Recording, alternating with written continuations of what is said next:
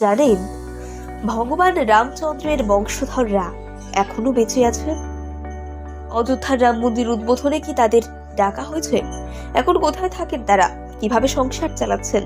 তাদের বর্তমান পরিস্থিতি দেখলে থ হয়ে যাবেন।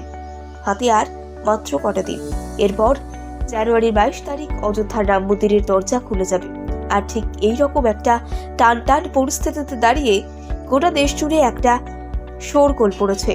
এই শোরগোল তৈরি করেছে ভগবান শ্রীরামচন্দ্রের বংশধররা। আপনারা জানেন, ইতিমধ্যে রাম মন্দিরের অতিথিদের তালিকা চূড়ান্ত হয়ে গিয়েছে। এই পরিপ্রেক্ষিতে একটি প্রশ্ন মাথাচাড়া দিয়েছে, সেটি হলো ভগবান শ্রীরামচন্দ্রের এত বড় একটা আয়োজনে প্রভু রামচন্দ্রের বংশধররা কি ডাকা হয়েছে? রঘুপতি শ্রীরামচন্দ্রের বংশধররা কি আদেও বেঁচে রয়েছেন? এই দুটো প্রশ্ন বর্তমানে খুব ঘুরপাক খাচ্ছে।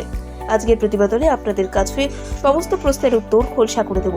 প্রথমেই জানি, ভগবান শ্রীরামচন্দ্রের বংশধররা আজও দিব্যে বেঁচে আছেন। এই উত্তরের সপক্ষে প্রমাণও পাওয়া গিয়েছে। তথ্যসূত্র অনুযায়ী ভগবান শ্রীরামচন্দ্রের বংশধররা ভারতের জয়পুরে মহালতবিয়তে বসবাস করছে। তারা এখনো সুস্বাস্থ্য নিয়ে জীবিত থাকছেন। স্বাধীনতার পর ভারতবর্ষ থেকে রাজতন্ত্র উঠে গেলেও তারা এখনো সেই প্রথা মেনে চলেই জীবিকা চালাচ্ছেন। জয়পুরের মানুষ তাদের বড্ড সমীহ করে চলছেন।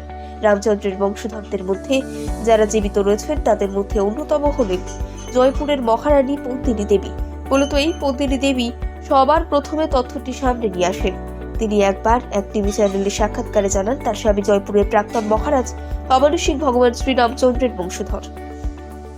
তার শ্বশুর বাড়ির কুষ্টি ভগবান শ্রীরামচন্দ্রের পুত্র ৩০৯তম বংশধর। তিনি আরো বলেন, তাদের কুষ্টিকে কচ্ছুয়া কুষ্টি নামেও সম্বোধন করা হয়। পদ্মিনী দেবী দেখতে অসম্ভব সুন্দরী। তিনি যেমন সুন্দর তেমন দেখতে সুন্দর তার একমাত্র কন্যা দিয়া কুমারী। পদ্মিনী দেবী অল্প বয়সে তার কন্যা দিয়া কুমারীর বিয়ে সম্পন্ন করেন। অত্যন্ত রাজকীয়ভাবে দিয়া কুমারীর বিয়ে সম্পন্ন হয়। বর্তমানে দিয়ার দুটি ছেলে সন্তান রয়েছে। এক ছেলে দুটোর মধ্যে একজনের নাম পদ্মনাভ, অপরজনের নাম লক্ষ্য। আপনাদের জানিয়ে রাখি, দিয়া কুমারীর মা অর্থাৎ পদ্মিনী দেবীর কোনো সন্তান ছিল না। সেই সময় দিয়া কুমারীর বাবা ভবানী সিং দিয়া কুমারীর দুই পুত্রকে দত্তক নেয়, অর্থাৎ নাতিদেরকে নিজের পুত্রের মতন লালন পালন করতে শুরু করে। তখন থেকেই দিয়ার বড় পুত্র পদ্মনাকে সিংহাসনে বসান। এরপর যখন ভবানী সিং মারা যান, তখন সিংহাসনে বসেন ছোট নাতি লক্ষ্য। রাজ পরিবারের কাহিনী শুনলে আপনি থ হয়ে যাবেন। তাদের জীবন আমার আপনার মতো সাধারণ নয়। তারা জীবনযাপন করেন একেবারে রাজা বাদশাদের মতো। তাদের দুই হাতে ইনকাম হয় রাশি রাশি ধন সম্পদ। বইতে এবং সিনেমায় নবাব শাহজাহান যে জীবনযাত্রা দেখেছেন, রামচন্দ্রের বংশধররা ঠিক সেরকমই বংশধরে জীবনযাপন করছে। বর্তমানে জয়পুরের রাজা পদ্মনাভ সিং, তিনি একজন মডেল এবং তুখোড় প্লেয়ার। পদ্মনাভর মতোই মডেল এবং আলিশান জীবনে অভ্যস্ত তার পরিবারের প্রত্যেকটি সদস্য। রাজস্থানের পরিবারে তার পরিবারকে অত্যন্ত সম্মানের চোখে দেখা হয়। রাজস্থানের বহু বড় বড় অনুষ্ঠানে পদ্মিনী দেবীকে প্রধান অতিথি হিসেবে ডাকা হয়।